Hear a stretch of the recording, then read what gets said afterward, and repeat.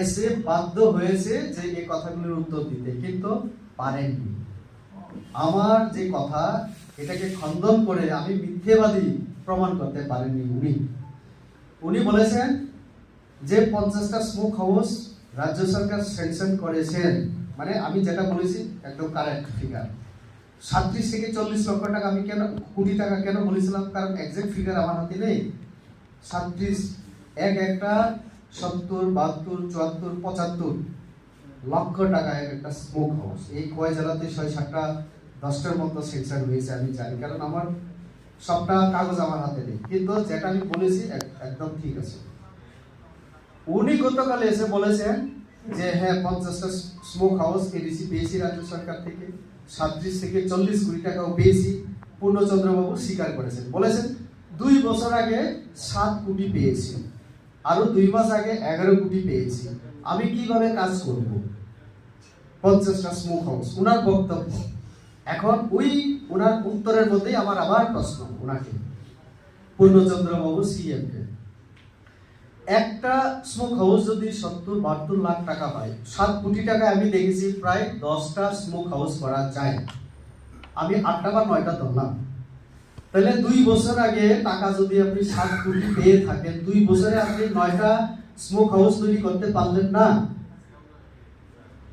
তাহলে রাজ্যের যে স্কিম বা যে কোনো প্রকল্প রূপায়ণের জন্য সময় কত দেওয়া হয়? 1-2-1.5 বছরই তো। আপনি 2 বছরেও একটা উদ্বোধন করতে পারলেন না।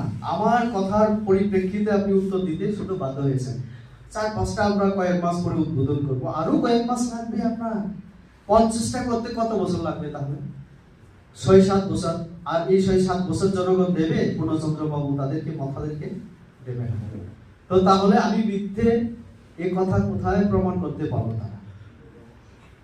তো আমি তো দেখলাম যে কারা সত্য কথা বলছে, কারা মিথ্যে কথা। আমি বলেছি আরেকটা কথা, ওইখানে পার্কের মধ্যে কাজ হয়েছে, 9 কোটি টাকা দিয়ে টেন্ডার হয়েছিল, 14 কোটি সামথিং খরচা হয়েছে। কিভাবে পারলো? বিপ্লব দেব আমাদের প্রাক্তন মুখ্যমন্ত্রী, উনি মুখ্যমন্ত্রী যখন ছিলেন হসপিটালের জন্য 28 কোটি টাকা দেওয়া হয়েছিল, চেয়েছিল, উনি হাত বাড়িয়ে দিলেন না। 28 কেন, আমি 30 কোটি দেব। এই কাজটা কোথায়? রাজবাড়ির সামনে, রাজহাতা রাজবাড়ির সামনেই একটা এডিসি হসপিটাল, সেখানে দোকান হবে, রিক্সাওয়ালারাও থাকবেন, জনজাতিরা গ্রামে তারাও থাকবেন, মাল্টি পারপাস সেই বিল্ডিং হবে, কয়েক স্টোরের। তার যে 8-10 কোটি টাকা দেওয়া হয়েছিল, সেই টাকা কোথায়?